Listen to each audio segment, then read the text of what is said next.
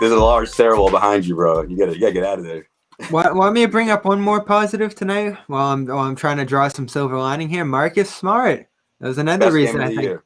Kemba Walker didn't play as much for certain stretches of this. You had to roll with Marcus Smart on the ball, and sometimes what he does is just inexplicable. I can't believe a guy who is shooting less than 40% at the rim. We've talked about it all year. He can't finish. Now all of a sudden he's hanging floaters over Embiid's head, powering through him at the net. Marcus has these games though. Where you're just like, wow. But we when's the last talk time we about saw this, overreacting. John? We're not John. overreacting to this Marcus game. This was one of those like no, yes games where. But that's not what this was, John. That's not what this was. He did He had 6, 7, 8 times where he went and he did something wild and it went in. Where normally it's like, Jesus, why are you doing that? Come on, really high degree of difficulty stuff that normally doesn't fall for him. He had a pair of turnovers. It feels like he has more. He had more, but he only had a pair of turnovers, and he got those 25 points with 1 3-pointer. 1 3. That's what I'm saying. Is it was typically there's like 4 or 5 in there. It's a game I don't think he can repeat. So I'm not going to put much stock in it because this isn't how you ever want to see him play. Going to the basket wildly and throwing up left-handed floaters. Like that's usually bad, Marcus. They just went in tonight. I didn't hate it. I'm glad it went in because the result was good, but this isn't the, this is exactly the Marcus you really were afraid to see, truthfully. The results ended up good. Aren't of any Marcus at this point, John? I don't know if there's one that you're not. John is team Marcus. Please don't ever shoot again. I'm team Marcus. Shoot within the flow and take your threes. And sometimes they go and sometimes they don't. But if you're going to be around 36, 37%, that's going to be good enough to take them when they're open. And then never look for your offense unless you really have a clean lane. But I mean, the numbers are the numbers. He just is not good at finishing around the rim. When he goes to the basket, usually good things don't happen. You want to see him running that pick and roll and distributing and taking open shots. And that's usually good, Marcus. This one was, again, the results were good. It's hard to knock it, but I don't know that he can repeat it playing this style of basketball. He also smacked Tice tonight accidentally trying to draw a foul. Tice has drawn a lot of collateral damage. Yeah, I think he's hurt his hand like twice this year. Tice, he will not be leaving the hotel room. You're right, John. About fire too. I think John's right about being able to repeat this performance. We probably won't see a game quite like this where everything's happening inside the arc and the paint effectiveness is there. But I do like the sense, and Josue had said this too, we haven't seen this Smart this year. Yeah. And he was in that position where he's holding back all year. He's only taking the shots. He has an awful game on Sunday. And then he comes out here and he just senses something that he has to take over. He started 0 for 4 in this one. You saw that awful miss on the baseline early. But then it started clicking in that second quarter and he just kept rolling and never turned back. And if he wasn't being that aggressive in this game, they wouldn't have been in the game late. He was pacing the offense for large stretches of the second half. So as much as you ideally want to see him always be in the state of zen, where he's taking the perfect shots and, not interfering with anybody else's offense, not taking difficult ones, you're not going to get nights like this for him where you still need them on certain nights, especially with Kemba being limited as he is right now. I always trust Smart to make the right decisions in terms of how he's going to approach a game, especially this year, because I think, we're 13 games in, say about 11, he's taking the right approach. Sunday was a mess. I believe there was another stinker in there somewhere. But overall, I've been happy with what we've seen from him. Really?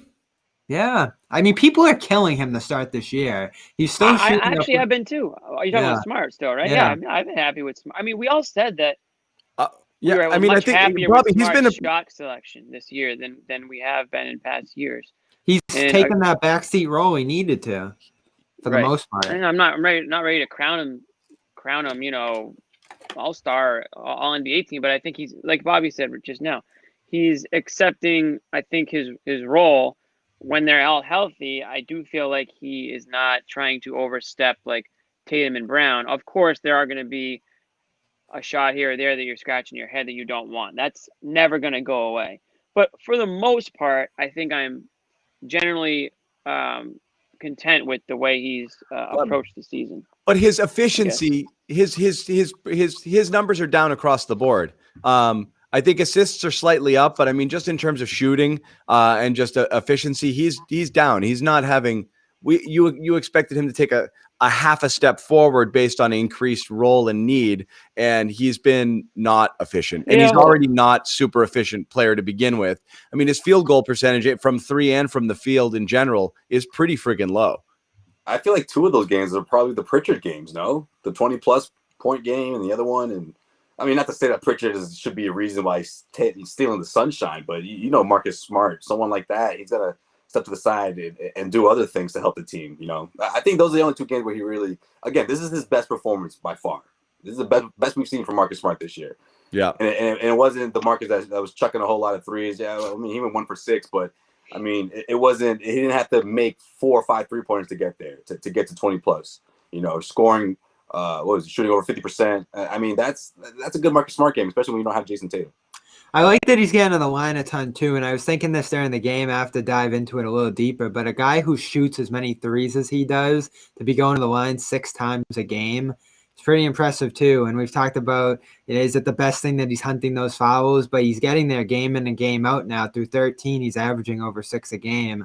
Gets 7 tonight, doesn't hit all of them as he'd like to see from him though. So he's diversifying his game enough through 13 games where you say he can still succeed and be a good third option, fourth option now, while Brown's getting his ball time, while Tatum's getting his primary ball time, and even Kemba's leading the offense now. And at some point, Smart's going to head back to the bench and lead the bench, and I trust him to do that too.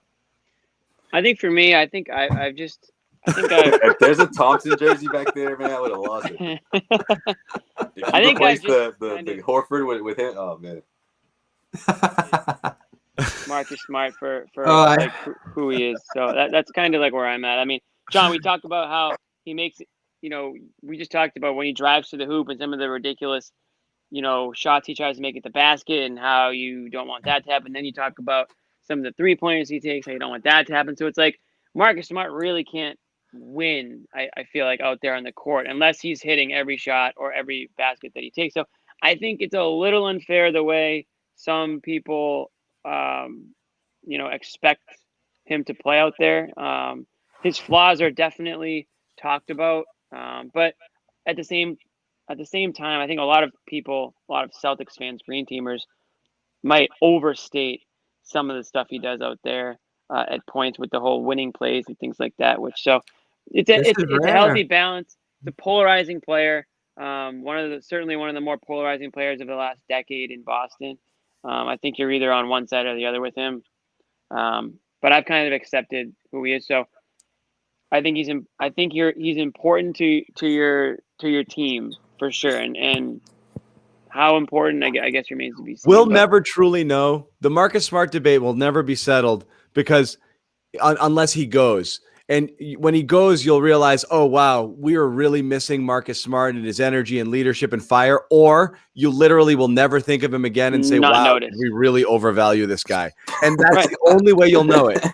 Because you don't have any idea because so much of it is based off of intangible sort of things. In addition to obviously doing, making some real I mean, he's not a bad basketball player. It's just his actual value to the team. He does a lot of good things on the court too, but so much of it is tied to the heart and soul sort of stuff, the energy, the Cobra strike, the grit, just knowing that you've got a guy out there who wants it more than the other guy, which obviously is of value, but it's really, really hard to measure at times. That's the thing. Exactly. It's hard to measure.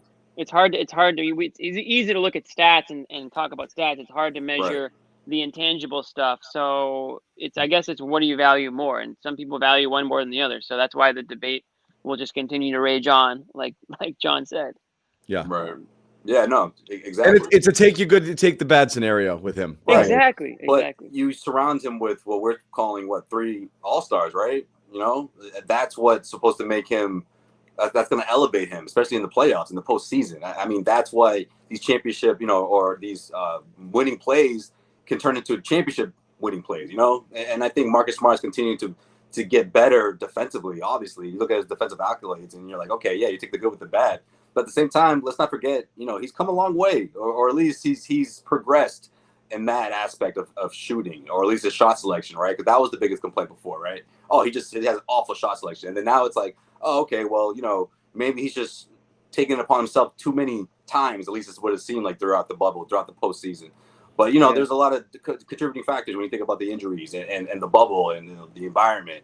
And I think for the most part, I've liked what I've seen out of Marcus Smart, but especially tonight, it was by far, again, his best performance of the year.